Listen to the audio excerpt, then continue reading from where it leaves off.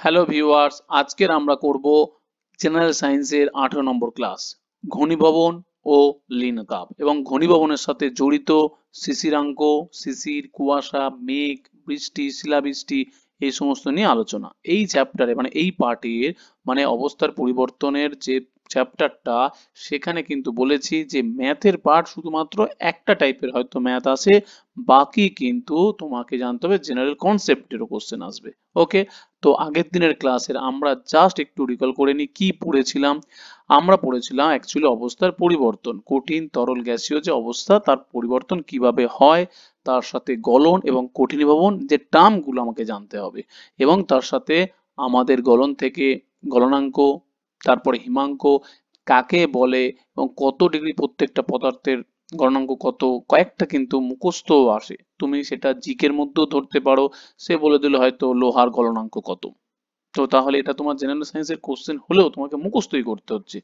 তো সেই তার সাথে রিলেটেড গলন এবং কঠনীভবনের আয়তনের পরিবর্তন কিভাবে হয়, তার উপরে চাপের প্রভাব, পুনঃশীলী ভবন কি জিনিস এবং পুনঃশীলী ভবনের সাথে কি কি ফ্যাক্টর কাজ করে সেগুলো আমরা জেনেছি।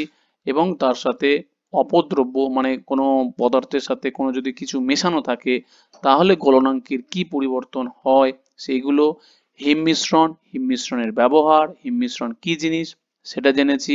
বাষ্পীভবন, বাষ্পীভবনের দুটো ভাগ, বাষ্পায়ন এবং স্ফুটন, এবং বাষ্পায়ন কোন কোন জিনিসের উপর নির্ভর করে, ফ্যাক্টর সেইগুলো কিন্তু একদম বুঝিয়ে আমরা শিখেছি। তারপরে বাষ্পায়নের যে হার মানে কোন কোন বিষয়ের উপর নির্ভর করবে সেগুলো 7-8টা পয়েন্ট আছে। বয়েলিং মানে হচ্ছে কি স্ফুটন বা স্ফুটনাঙ্ক, সেইগুলো তার ডেফিনেশন কি এবং স্ফুটনাঙ্কের সাথে বাকি কোন কোন ফ্যাক্টর জড়িত এবং সেখানে দুটোর মধ্যে পার্থক্য, সেই জিনিসগুলো কিন্তু আমরা রীতিমতো আলোচনা করেছি। তো আজকের আমরা কি করব, থার্ড পার্ট, সেটা হচ্ছে কি ঘনীভবন এবং ঘনীভবনের সাথে রিলেটেড সমস্ত কিছু। ওকে, এবং সঙ্গে ইম্পর্টেন্ট হচ্ছে কি লিনতাপ, আবার অঙ্ক যদি আসে এই চ্যাপ্টার থেকে সেটা হচ্ছে কি লিনতাপেরই অঙ্ক। চলো আজকে তাহলে 8 নম্বর ক্লাস কি বলছে। ঘনীভবনটা কি বলছে যে জাস্ট সিম্পল জিনিস, তাপ বর্জন দ্বারা কি বলছে কোনো পদার্থের বাষ্পীয় অবস্থা থেকে তরলে পরিণত হওয়াকে। ইংলিশ টার্মগুলো অবশ্যই মনে রেখে দেবে। কনডেনসেশন মানে কনডেন্স হচ্ছে কি না, বাষ্পীয় অবস্থা থেকে তরলে পরিণত হওয়ার ঘটনাকে ঘনীভবন বলছে। তো ঘনীভবনে যেমন এক্সাম্পল যদি আমি বলি, দেখো যে একটি শুষ্ক কাঁচের বা স্টিলের গ্লাসের মধ্যে কিছু দেখবে বরফের টুকরো রেখে দিলে কিছুক্ষণের মধ্যে দেখা যাবে গ্লাসের বাইরের গায়ে কি হচ্ছে না, বিন্দু বিন্দু জমা হয়েছে। তো এটা আমি বলছি যে বাস্তবের যে উদাহরণ আর কি, নিশ্চয়ই খেয়াল করেছো যে গ্লাসের মধ্যে যদি আমরা কি দিই, নাকি একটা বরফের টুকরো দিয়ে দিই, তার বাইরে কি হবে, জলবিন্দু হয়ে আসবে। কেন না, সিম্পল জিনিস, যে কারণ বরফের সংস্পর্শে গ্লাসটি কি হয়ে যাবে, ঠান্ডা হবে। ঠান্ডা হয়ে গেলে গ্লাসের চারপাশে যে বাতাস আছে, বায়ু আছে, সে তার সাথে কি আছে, জলীয় বাষ্প আছে। সেই জলীয় বাষ্পগুলো কি হবে, গ্লাসটির ঠান্ডা গায়ের সংস্পর্শে শীতল হবে। তার মানে প্রথমে গ্লাস ঠান্ডা হবে, গ্লাসের সাথে জড়িত যে বায়ু আছে সেটা ঠান্ডা হবে। ঠান্ডা হওয়ার পরে কি হবে, ঘনীভূত হয়ে গ্লাসের বাইরে জলবিন্দু জমা পড়বে। এটা তার উদাহরণ। আরেকটা যদি এক্সাম্পল দিই, সিম্পল জিনিস, আমরা তো স্টিম জানি না, সিম্পল জিনিস বলতে অ্যাকচুয়ালি ঘনীভবনেরই উদাহরণ, কিন্তু এখানে এখানে একটা প্রশ্ন চলে আসে যে এই যে স্টিম, মনে হচ্ছে তো জলই ভেপোরাইজড হচ্ছে, কিন্তু তারপরেও দেখবে আমরা সাদা কালার দেখি কেন, তাই না? জল ফোটালে যে স্টিম আমাদের বের হচ্ছে, অ্যাকচুয়ালি জলের যে কালার সেই রকমই পুরো বর্ণহীন হওয়ার কথা, কিন্তু প্রপারলি বোঝা যাচ্ছে সাদা কালার। এটা সিম্পল ব্যাপার, অন্য কিছুই নয়। তার মানে আলটিমেট দেখা যাচ্ছে যে এই যে স্টিম কি হচ্ছে, মুখ থেকে বেরিয়ে ঠান্ডা বাতাসের সংস্পর্শে, মানে এই ছবিতে দেখতে পাচ্ছ কেটলি থেকে যখন বেরোচ্ছে গরম, কিন্তু যখন বাইরে আসছে ঠান্ডা বাতাস, তার সাথে কি হচ্ছে, স্টিমটা সঙ্গে সঙ্গে ঘনীভূত হচ্ছে, হয়ে কি হচ্ছে, ছোট ছোট জলকণায় পরিণত হচ্ছে, হয়ে বাতাসে যে ভাসছে ধূলিকণায় আর কি বা জলকণায় পরিণত হয়ে ভাসতে থাকছে, এবং এইগুলোর ওপরে আলো পড়লে, জাস্ট লাইটের পড়ার জন্য অ্যাকচুয়ালি সাদা দেখায়। ক্লিয়ার? এরপরে চলে আসবো একটা টার্ম, এটা হচ্ছে কি ইম্পর্টেন্ট সেটা হচ্ছে কি না সম্পৃক্ত বাষ্প। খুবই ইম্পর্টেন্ট টার্ম যে সম্পৃক্ত বাষ্পটা আমাদের কি জিনিস। এই যে ঘনীভবন হচ্ছে, ঠিক আছে, এখন জাস্ট সিম্পল ভাবে বলছি, কিন্তু টোটাল ক্লাসটা করলে একদম সম্পূর্ণ ক্লিয়ার হয়ে যাবে। কোনো নির্দিষ্ট উষ্ণতায় কোনো নির্দিষ্ট আয়তনের বায়ুর মধ্যে সর্বাধিক পরিমাণ জলীয় বাষ্প যদি থাকে, তাহলে সেই বাষ্পকে সম্পৃক্ত বাষ্প বলছে। তার মানে জিনিসটা কিরকম ব্যাপারটা আমি অন্যভাবে একটু ব্যাখ্যা দিই।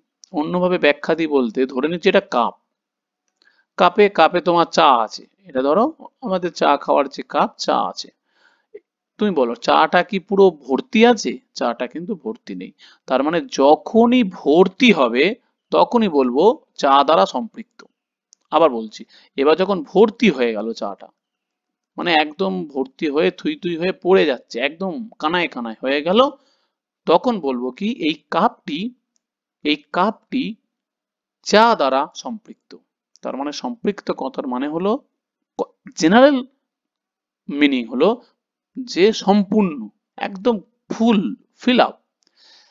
এই ফিল আপটা যেমন আমি চা দিয়ে ব্যাখ্যা করেছি, কিন্তু এটা যেহেতু বাষ্প, সেই বাষ্পটা তাহলে ব্যাখ্যা করব কি রকম, যে এই কাপের যেমন নির্দিষ্ট আয়তন আছে, তার মধ্যে চা যেমন ঢালছি, ঠিক তেমনি কোনো নির্দিষ্ট উষ্ণতায় কোনো নির্দিষ্ট আয়তনের মধ্যে, মানে তুমি ধরলাম যে একটা নির্দিষ্ট, তুমি তোমার পাড়ার যে এলাকা আছে একটা মাঠ ধরলে, নির্দিষ্ট আয়তনের যে জায়গা আছে, মাঠের যে এরিয়া আছে, মানে এরিয়া বলছি, আয়তন আছে, সর্বাধিক জলীয় বাষ্প দ্বারা উপস্থিত থাকলে, তার মানে এই ঘনকের মধ্যে ধরে নিচ্ছি, ঘনক বা এই যে 3D ভিউটা আমরা দেখতে পাচ্ছি, এই 3D ভিউর মধ্যে আমরা দেখে নিলাম যে জলীয় বাষ্প আছে এইরকম আছে, ছন্নছাড়া হয়ে আছে। তাহলে কি ছন্নছাড়া মানে কি, আরো জলীয় বাষ্প এর মধ্যে ঢুকবে, ঢুকে যখন টোটালি কমপ্লিট হয়ে যাবে, মানে এরপরে আর একটা জলবিন্দু পর্যন্ত ঢুকতে পারবে না,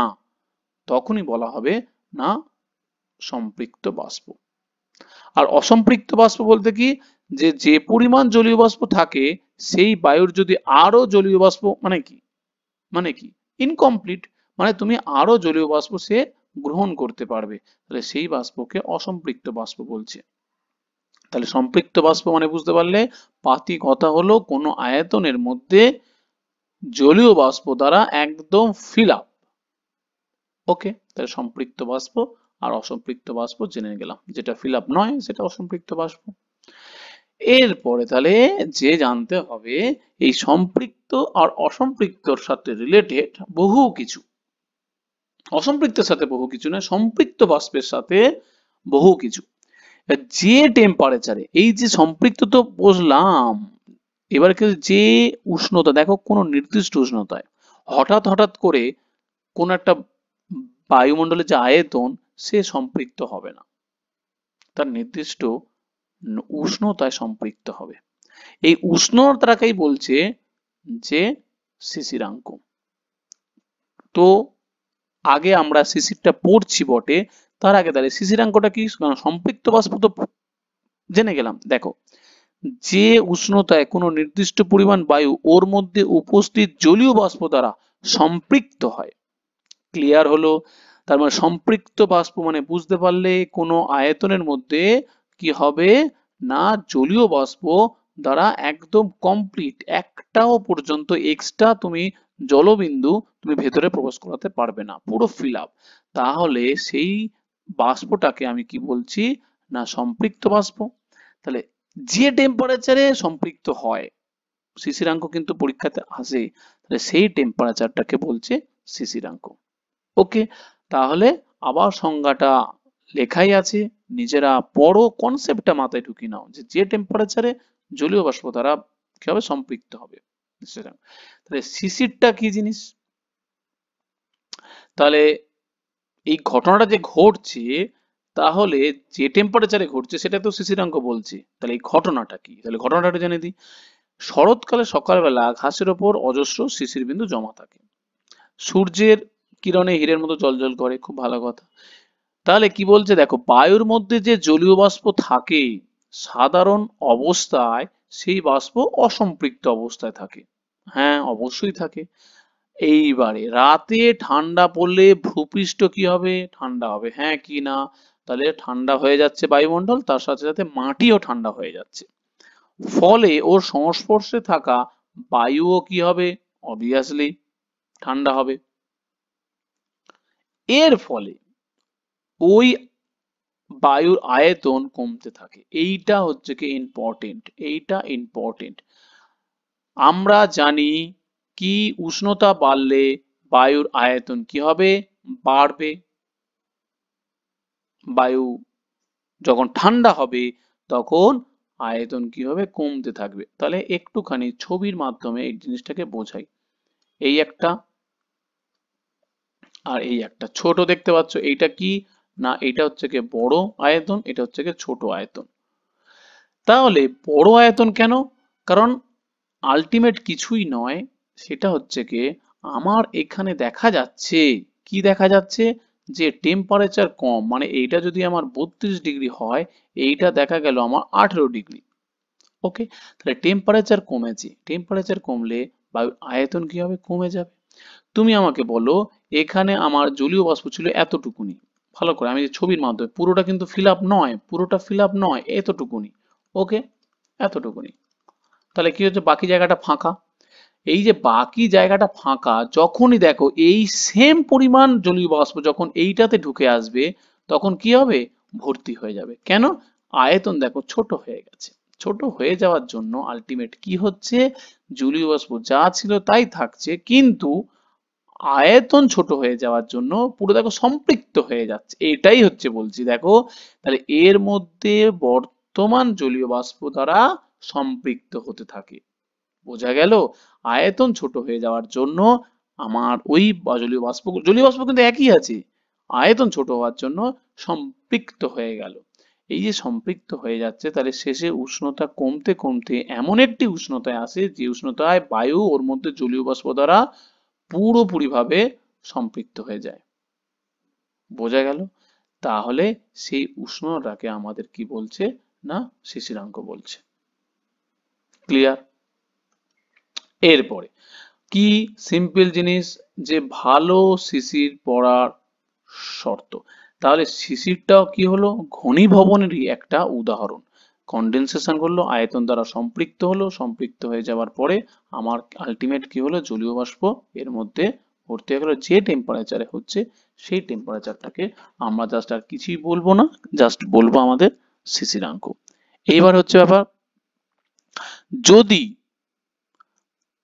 এবার তো তাহলে বাকি থেকে গেল, তো এখনো তো শিশিরটা কি জিনিস তো বাকি থেকে গেল। তাহলে সেইটা হচ্ছে কি, যখন টেম্পারেচার শিশিরাঙ্কের থেকে নিচে নেমে যাচ্ছে, তার মানে উষ্ণতা আরো তো কমবে। হ্যাঁ কিনা? উষ্ণতাটা আরো কমে গেল, লেস দেন শিশিরাঙ্ক, লেস দেন শিশিরাঙ্ক। ভালো করে বোঝো, শিশির শিশিরাঙ্ক, তার মানে উষ্ণতাটা, বায়ুমণ্ডল উষ্ণতা শিশিরাঙ্কের থেকে লেস দেন হয়ে গেল, কমে গেল। তখন কি হবে? তখনই ঘনীভবন হওয়া স্টার্ট হবে। ঠিক আছে? তাহলে তখনই ঘনীভবন হলে তখন কি হবে? এই যে জলীয় বাষ্পগুলো ঘনীভূত হয়ে কি হবে? না ঘাসের উপরে এই তরল আকারে জমা হবে। তাহলে এই জলীয় বাষ্পগুলি কি হবে? না ঘনীভূত হয়ে তরল আকারে ঘাসের ওপরে জমা পড়বে। এটাকেই বলছি আমরা শিশির। ক্লিয়ার? ব্যাস, আমি শেষ ফিনিশিংটা লেখা নেই, আমি শেষ ফিনিশিংটা বলে দিলাম। এরপরে করে যাব শিশির পড়ার শর্ত। শিশির কি তোমার সব জায়গায় পড়ে? সব জায়গায় পড়ে না। আবার শিশিরাঙ্ক ফিক্সড নয় বলতে, তুমি কলকাতায় আসলে একই দিনে একই সময়ে কলকাতায় শিশির পড়লো, শিলিগুড়ি কি সেই সেম শিশির পড়বে? রায়গঞ্জে, মালদা, মুর্শিদাবাদ? না, পড়বে না। তার মানে দেখা যাচ্ছে যে জায়গাতে ওর কন্ডিশনে, সেই কন্ডিশন অনুযায়ী শিশির পড়বে। তাহলে ফার্স্ট, মেঘহীন আকাশ। মেঘহীন আকাশ কেন? সিম্পল জিনিস, যে প্রথমে তো আমার তাপটাকে বিকিরণ হতে হবে, ঠান্ডা হতে হবে। ফার্স্ট দেখো, পড়ানোর সময় বলে দেওয়া ছিল যে টেম্পারেচার কমতে হবে, কমলে তবে আয়তন কমবে। তাহলে টেম্পারেচার কমতে গেলে যদি মেঘ করে থাকে, তাহলে মেঘ করে থাকলে আমার কি হবে বলো? মেঘ করে থাকলে আমার কি আয়তন, আয়তন বলছি বায়ুমণ্ডল কি ঠান্ডা তাড়াতাড়ি হবে না ঠান্ডা হবে না? ধরো আমি কোথায় কোথায় যেটা বোঝাচ্ছি, যে এটা ধরো মেঘ করে আছে, মেঘ করে আছে, তাহলে এইটা ধরো ভূপৃষ্ঠ, তাই তো? ভূপৃষ্ঠ, তাহলে ভূপৃষ্ঠ থেকে বায়ুমণ্ডল, তাহলে যদি এই যে তাপটা মেঘে লাগবে, মেঘে লাগে আবার রিফ্লেক্ট হয়ে চলে আসবে। তো মেঘ থাকলে অ্যাকচুয়ালি দেখবে গুমোট হয়ে থাকে, গরম বেশি লাগে, কারণ হিটটা আমাদের হয় না, বিকিরণ হয়ে আবার ফিরে যায় না। তাহলে মেঘ থাকলে ঠান্ডা, কেউ কি বলছে, হ্যাঁ মেঘ না থাকলে তো ঠান্ডা হয়ে যায়, কিন্তু মেঘ থাকলে কি হয়ে যাবে, ঠান্ডা হবে না। ভূপৃষ্ঠ সংলগ্ন বাতাসও তাড়াতাড়ি ঠান্ডা হয়, সিজাঙ্গের নিচে পৌঁছায়, ফলে ভালো শিশির জমে। তাহলে মেঘ থাকলে শিশির পড়বে না, কারণ তাপ কিন্তু আমার বেরোবে না। আর মেঘহীন আকাশ মানে মেঘহীন, মানে মেঘ থাকবে না। মেঘ না থাকলে তাড়াতাড়ি ঠান্ডা হবে, তাড়াতাড়ি ঠান্ডা হলে তাড়াতাড়ি ঘনীভূত হবে, শিশিরাঙ্কের নিচে নামবে। ক্লিয়ার? স্থির বাতাস, 2 নম্বর হচ্ছে স্থির বাতাস। স্থির বাতাসটা কি বলছে, যে বাতাস স্থির থাকলে কোনো ঠান্ডা বস্তুর সংস্পর্শে বাতাস বেশিক্ষণ থাকার সুযোগ পেতে দ্রুত ঠান্ডা হয়, ফলে আয়তন কমে যায়। এবার বাতাস কি হচ্ছে, তোমার ঝড় বা জোরে বাতাস হচ্ছে, তাহলে কি হবে, বাতাস এক জায়গা থেকে বয়ে চলে যাবে, তাহলে কি হবে, সম্পৃক্ত তাড়াতাড়ি হবে না। ক্লিয়ার? তাহলে বায়ু প্রবাহ হলে অ্যাকচুয়ালি শিশির জমে না। 3 নম্বর অপশন কি বলছে, বায়ুতে জলীয় বাষ্পের পরিমাণ। দেখো সম্পৃক্ত হতে গেলে তো ফার্স্ট জলীয় বাষ্পই তো দরকার। তা জলীয় বাষ্পই যদি না থাকে, সম্পৃক্ত বাষ্প মানে কি, জলীয় বাষ্প দ্বারা তো সম্পৃক্ত হবে। তা জলীয় বাষ্পই যদি না থাকে, তাহলে আবার সম্পৃক্তের তো কোনো প্রশ্ন নেই। সেই কারণে জলীয় বাষ্পের পরিমাণ বেশি থাকলে তবেই কি হবে, সম্পৃক্ত হবে, তবেই শিশির পড়বে। Simple fact. 3 নম্বর, তাপের ভালো বিকিরণ এবং কুপরিবাহী বস্তুর সংস্পর্শে থাকলে বাতাস তাড়াতাড়ি ঠান্ডা হয়। কিরকম কেসটা, তাপের যদি বিকিরণই না হয়, তাহলে তাদের ঠান্ডা হবে কি করে? হ্যাঁ কি না? তাহলে আবার কুপরিবাহী বস্তুর সংস্পর্শে থাকলে তাড়াতাড়ি ঠান্ডা হবে। সিম্পল ব্যাপার। ভূপৃষ্ঠের কাছের বস্তু ওপর বেশি শিশির জমে, এটার মানেটা কি? এটা স্বাভাবিক ব্যাপার, যত ওপরে উঠবে কি হবে, বাতাস তত কি হবে, ঠান্ডা হবে। তাহলে যে বস্তুটির ওপর শিশির জমে সেটি যদি ভূপৃষ্ঠ থেকে ওপরে থাকে, তাহলে ওর সংস্পর্শে বাতাস ঠান্ডা এবং ভারী হয়ে নিচে নেমে যাবে, আর ওই শূন্যস্থান পূর্ণ হবে হালকা উষ্ণ বায়ু। স্বাভাবিক তো, যদি আমার ওপরে উঠে গেল সেটা ঠান্ডা হয়ে আবার নিচে নেমে আসবে, তাহলে শিশির জমার মতো ঠান্ডা অবস্থায় সৃষ্টি হবে না, কারণ স্বাভাবিক ব্যাপার। তাহলে ঠান্ডা এবং ভারী হয়ে আমার কি হয়ে আসবে, নিচে নেমে যাবে, আবার কি হবে, শূন্যস্থান তৈরি হবে, উষ্ণ বায়ু ওই জায়গাটা পূরণ করবে। সেই কারণে গাছের পাতার চেয়ে ঘাসের ওপর শিশির বেশি জমা পড়ে। তাহলে এই পয়েন্টগুলো কিন্তু লজিক্যালি তোমাকে মাথায় মনে রাখতে হবে। নেক্সট, সন্ধ্যাবেলা শিশির পড়ে না কেন? এবার হচ্ছে, দেখো এই জিনিসগুলো দেওয়ার মানে হচ্ছে কি, তবে শিশির সম্বন্ধে কনসেপ্টটা ক্লিয়ার হবে। দেখো সারাদিন সূর্যের তাপ পেয়ে ভূপৃষ্ঠ গরম, হ্যাঁ সিম্পল ব্যাপার, ভূপৃষ্ঠ গরম হয়ে আছে। তাহলে ভূপৃষ্ঠ গরম, তাহলে ভূপৃষ্ঠ সংলগ্ন বাতাসও কি গরম, হ্যাঁ ঠিক আছে। তাহলে ভূপৃষ্ঠ ঠান্ডা হতে বেশ কিছুটা সময় লাগে, সময় তো লাগবেই, সারাদিন গরম হয়ে আছে, সন্ধ্যেবেলা কি সঙ্গে সঙ্গে ঠান্ডা হয়ে যাবে, ঠান্ডা হবে না। তাহলে সূর্য ডোবার সঙ্গে সঙ্গে ভূপৃষ্ঠ ঠান্ডা হয় না, ফলে ভূপৃষ্ঠের উষ্ণতা শিশিরাঙ্কের নিচে নামে না। তাহলে সন্ধ্যাবেলা কেন পড়বে, সন্ধ্যাবেলা পড়বে তো টেম্পারেচার কমলে, শিশিরাঙ্কের নিচে নামলে তবে তো পড়বে। তো বায়ুমণ্ডল গরম হয়ে আছে, মাটি গরম হয়ে আছে, সন্ধ্যাবেলা ঠান্ডা হচ্ছে না, তাই সন্ধ্যাবেলা সিম্পল জিনিস, শিশির পড়ে না। কিন্তু রাত্রে কি হচ্ছে, তাপ বিকিরণ করে ঠান্ডা হয়ে যাচ্ছে, ঠান্ডা হয়ে যাওয়ার সাথে সাথে বাতাসও ঠান্ডা হচ্ছে, এবং বাতাস ঠান্ডা হতে হতে শিশিরাঙ্কের দিকে নিচে কমে যাচ্ছে, তো তখন শিশির পড়ছে। ক্লিয়ার? মেঘ, মেঘটাও সেমই কন্ডেনসেশন ঘনীভবনেরই উদাহরণ, আর কিছুই নয়। তাহলে বাতাসের মধ্যে জলীয় বাষ্প থাকছে, ভূপৃষ্ঠে দেখো মেঘ সকলেই জানে, জাস্ট আমি এক্সাম্পল হিসাবে দিচ্ছি, ডিসকাস করার কিছু ব্যাপার নেই যে ভূপৃষ্ঠের। হ্যাঁ, বিশেষ করে দেখো ডিসকাসের প্রচুর আছে, মেঘ মানে এই নয় যে আমরা 2 লাইন শিখে নিলাম, কিন্তু আমাদের কম্পিটিটিভ এক্সামের জন্য যতটুকুনি লাগবে, বা বিশেষ করে যারা মাধ্যমিক স্ট্যান্ডার্ডে পরীক্ষা দিচ্ছে আর কি, ওয়েস্ট বেঙ্গল বোর্ড বলো আর সে সিবিএসসি বোর্ড বলো, শুধুমাত্র ইংরাজিতে আর এখানে বাংলাতে কোনো পার্থক্য কিছু নেই, সেম জিনিস। তো সেখানে যতটুকুনি লাগবে সেইটুকুনি যথেষ্ট আর কি। তো ওপরে ঠান্ডা হয়ে জলীয় বাষ্প কি বলছে, বাতাসের উষ্ণতা কমতে থাকে, সব এই উষ্ণতা শিশিরাঙ্কের কম হয়ে গেলেই বাতাসের জলীয় বাষ্প কি হয়ে যাচ্ছে, বাতাসের মধ্যে ধূলিকণার গায়ে জমে জলবিন্দুর আকারে ভেসে বেড়ায়। তাহলে এখানেও কিন্তু কন্ডেনসেশন, এখানেও কিন্তু শিশিরাঙ্কের মেঘ জমতে গেলেও কিন্তু ভাই শিশিরাঙ্কের থেকে কমতে হবে। কমলে কি হবে, সঙ্গে সঙ্গে কি হবে না, তার জলীয় বাষ্পগুলো কি হয়ে যাবে, কন্ডেনসেশন স্টার্ট করবে জলবিন্দুতে। কিন্তু জলবিন্দু যখনই হবে, ভাসমান যে ধূলিকণা, ধূলিকণার সাথে কি হয়ে যাবে না, জমা হবে, তাকে আটকে রেখে ভেসে বেড়াবে। তাহলে এই অনেক জলবিন্দু একসাথে জমে মেঘের সৃষ্টি হয়। ব্যাস। কুয়াশা, তাহলে এবার দেখো শিশির আর কুয়াশার মধ্যে আবার পার্থক্য কি, এটাও একটা তো মজার ব্যাপার। শিশির তো পড়ছে আমাদের মাটিতে ঘাসের উপর পড়ছে, তাহলে কুয়াশাটা দেখা যাচ্ছে বায়ুতে ঘুরে বেড়াচ্ছে, সেটাও আবার কি জিনিস। তাহলে দেখা যাক কি বলছে। ফার্স্ট কথা, তোমাকে শিশিরাঙ্কের নিচেই নামতে হবে বাবা, যতই যাই হোক না কেন, যা যা এক্সাম্পল।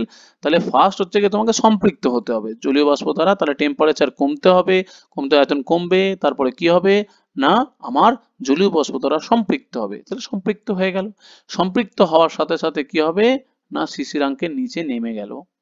তাহলে প্রত্যেকটার ক্ষেত্রে একই, মানে শুরুটা ভূমিকা প্রত্যেকের একই, তারপরে ফিনিশিং মানে উপসংহার, রচনায় যেমন ভূমিকা থাকে তারপরে উপসংহার থাকে, ভূমিকা বা সূচনা প্রত্যেকের একই। তাহলে হয়ে গেল। তাহলে এইবারে যখনই শিশিরাঙ্কের নিচে নেমে গেল, তখন জলীয় বাষ্প কি হয়ে গেল, ঘনীভূত হয়ে বাতাসে ভাসমান ধূলিকণার গায়ে জমে জলবিন্দুর আকারে বাতাসে ভেসে বেড়ায়, একেই কুয়াশা বলে। ব্যাস। তার মানে জাস্ট ছোট্ট ছোট্ট জলবিন্দুগুলো ধূলিকণার মধ্যে গোটা বাতাসে ভেসে বেড়াচ্ছে। তাহলে মেঘ আর কুয়াশা অ্যাকচুয়ালি ধরতে গেলে মানে একই প্রকারভেদ আর কি। এবার শীতকালে ভোরের দিকে কুয়াশা হয় সূর্য ওঠার পর, এগুলো লেখা আছে, সিম্পল ব্যাপার। কারণ এবার ধরো দেখো বড় শহর কলকারখানা অঞ্চলে সূক্ষ্ম ধূলিকণা বা কয়লার কণা বাতাসে ভাসতে থাকে, এগুলোর সাথে জলীয় বাষ্প জমে কুয়াশা সৃষ্টি হয়। এবার বায়ু প্রবাহ যত কম হবে, স্বাভাবিক ব্যাপার, কুয়াশা তত ভালো হবে। এবার এই দেখো আমি বললাম এক্ষুনি, দেখো দেখা গেল মেঘ আর কুয়াশার উৎপত্তি একই কারণে হচ্ছে।